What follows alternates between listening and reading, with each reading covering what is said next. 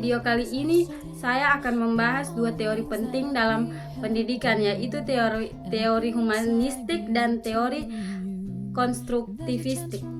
Baik, teori yang pertama yang kita bahas adalah teori humanistik.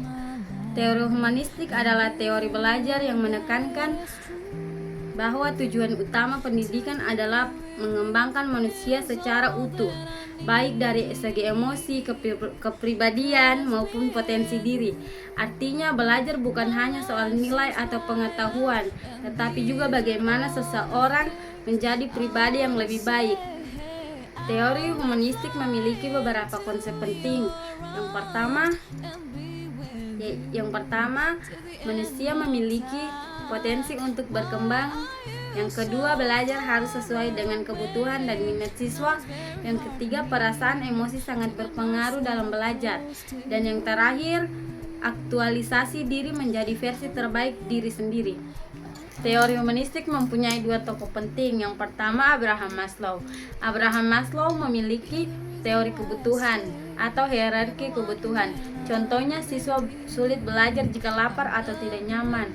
Tokoh kedua yaitu Carl Rogers, di mana ia menjelaskan pembelajaran harus berpusat pada siswa dan guru sebagai fasilitator, bukan penguasa kelas. Teori humanistik mempunyai dua tokoh penting. Yang pertama, Abraham Maslow. Abraham Maslow memiliki teori kebutuhan atau hierarki kebutuhan. Contohnya, siswa sulit belajar jika lapar atau tidak nyaman. Tokoh kedua yaitu Carl Rogers, di mana ia menjelaskan pembelajaran harus berpusat pada siswa dan guru sebagai fasilitator, bukan penguasa kelas. Baik, selanjutnya kelebihan dan kekurangan teori humanistik. Kelebihan teori humanistik itu ada 3. Yang pertama, mengembangkan karakter dan kepribadian. Yang kedua, membuat siswa lebih percaya diri. Yang ketiga, pembelajaran terasa lebih menyenangkan. Selanjutnya, kekurangan. Yang pertama, sulit diterapkan jika siswa banyak. Yang kedua, kurang fokus pada pencapaian akademik. Dan yang terakhir, membutuhkan waktu dan perhatian lebih dari guru. Implikasi dalam pembelajaran ada 3. Yang pertama, guru menciptakan suasana nyaman. Yang kedua, siswa diberi kebebasan berpendapat. Dan yang ketiga, tidak hanya menilai-nilai, tetapi juga menilai sikap. Contohnya, yang pertama diskusi bebas, yang kedua refleksi diri, yang ketiga sharing pengalaman. Yang kedua akan kita bahas yaitu teori konstruktivistik. Pengertian teori konstruktivistik adalah teori yang menyatakan bahwa pengetahuan tidak diberikan begitu saja, tetapi dibangun oleh siswa melalui pengalaman dan interaksi. Artinya, siswa tidak hanya menerima, tetapi aktif mencari dan memahami sendiri. Teori konstruktivistik juga memiliki konsep utama. Yang pertama, belajar adalah proses aktif. Yang kedua, pengetahuan dibangun dari pengalaman. Yang ketiga, interaksi sosial sangat penting. Yang keempat, setiap siswa bisa memiliki pemahaman berbeda.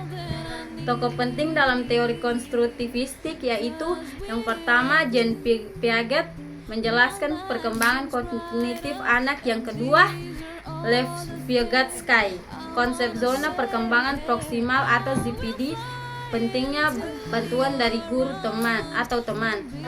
Teori konstruktivistik memiliki kelebihan dan kekurangan. Kelebihannya itu yang pertama, siswa lebih aktif dan kreatif. Yang kedua, melatih berpikir kritis. Yang ketiga, pembelajaran lebih bermakna. Kekurangannya itu yang pertama, membutuhkan waktu lebih lama. Yang kedua, tidak semua siswa cepat memahami. Dan yang ketiga, perlu perencanaan dan yang matang. Implikasi dalam pembelajarannya ada 3. Yang pertama, pembelajaran berbasis masalah atau problem based learning. Yang kedua, diskusi kelompok. Dan yang ketiga, eksperimen atau praktik langsung. Contohnya, yang pertama, siswa mencari jawaban sendiri. Yang kedua, belajar melalui proyek. Yang ketiga, tanya jawab aktif. Jadi perbedaan inti dari dua teori tersebut yaitu humanistik fokus pada perkembangan diri dan emosi, sedangkan konstruktivistik fokus pada cara siswa membangun pengetahuan. Kesimpulan dari dua teori tersebut adalah teori humanistik membantu siswa menjadi pribadi yang baik dan berkembang, sedangkan teori konstruktivistik membantu siswa menjadi aktif, kritis, dan mandiri dalam belajar. Keduanya sangat penting dan bisa digabungkan dalam pembelajaran. Itu saja penjelasan materi dari saya, semoga bermanfaat bagi teman-teman. Wabillahi taufiq wal hidayah. Wassalamualaikum warahmatullahi wabarakatuh.